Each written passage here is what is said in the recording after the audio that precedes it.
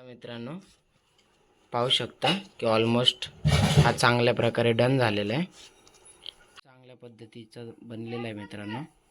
हा रेड साईडनी पण लावू शकता किंवा असाही लावू शकता. थोडंसं व्हाईटनी पण अट्रॅक्शन पडू शकतो चांगल्या प्रकारे.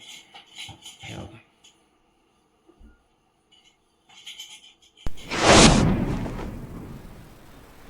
हे लागणारे आपल्याला एखादी खराब चप्पल जी की स्पंज टाईप असेल, एक कात्री आणि एक पॉलिश पेपर, ज्याच्याने आपण त्यांना प्लेन राऊंडमध्ये करू शकतो. पाहू शकता मित्रांनो, आपण अशा टाईपमध्ये कट करणार आहे त्यांना.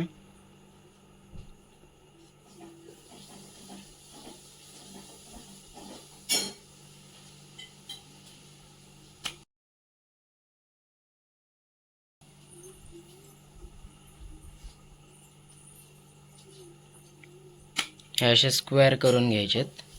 बघू शकता ह्या साईजचे.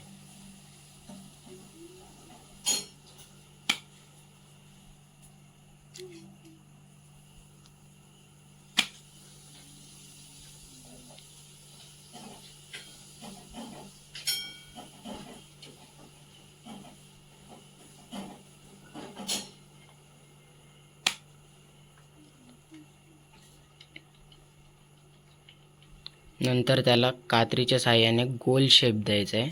जे की एक्स्ट्रा पार्ट आहे तो कट करून घ्यायचा आहे. पाहू शकता अशा पद्धतीने कट करायचं आहे.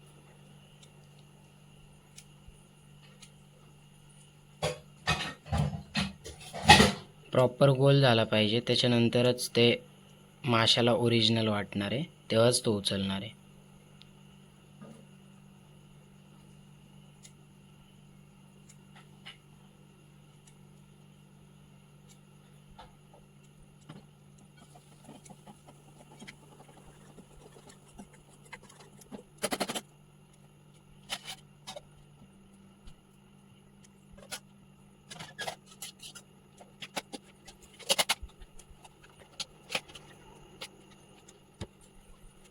हे पाहू शकता बऱ्यापैकी गोल झालेलं आहे ते चांगलं.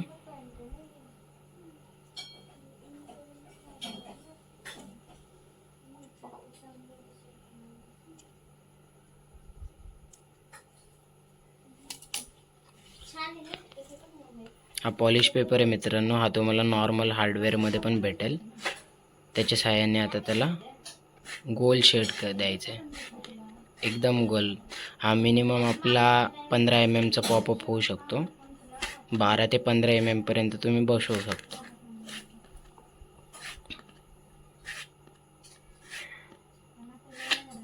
ह्याच्यावर चांगला रिझल्ट आहे मित्रांनो.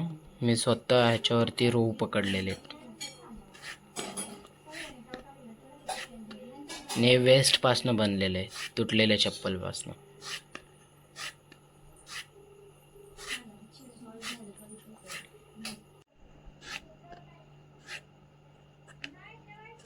बऱ्यापैकी चांगला गोल झालेला आहे. त्याला प्रॉपर गोल करून घ्यायचं आहे मित्रांनो. पाहू शकता. त्याच्यानंतरच ते दिसायला चांगला दिसेल आणि मासा जो आहे तो चांगल्या प्रकारे उचलेल त्याला.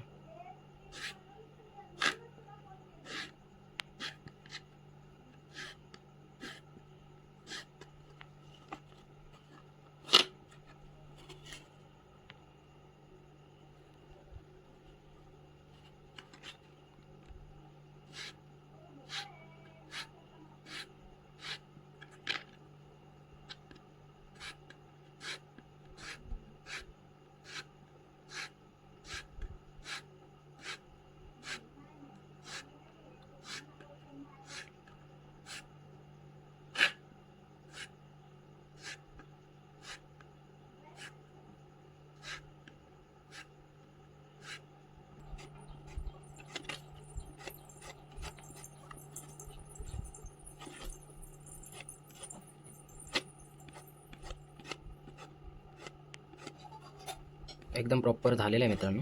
बघू शकता तुम्ही. कमीत कमी 15 mm चा पॉपअप झाला आहे. ह्याला जास्त करून मोठ्या साईजचे रो अटॅक करतील.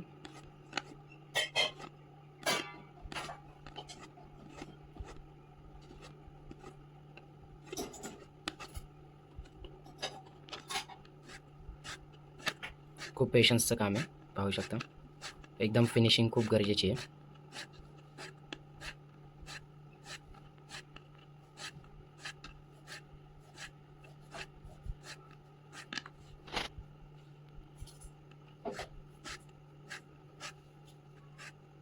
बघा मित्रांनो, पाहू शकता की ऑलमोस्ट हा चांगल्या प्रकारे डन झालेला आहे. हा नेक्स्ट व्हिडिओमध्ये आपण दाखवल की कशा टाईपने बांधायचा घरच्या घरी. हे बघा,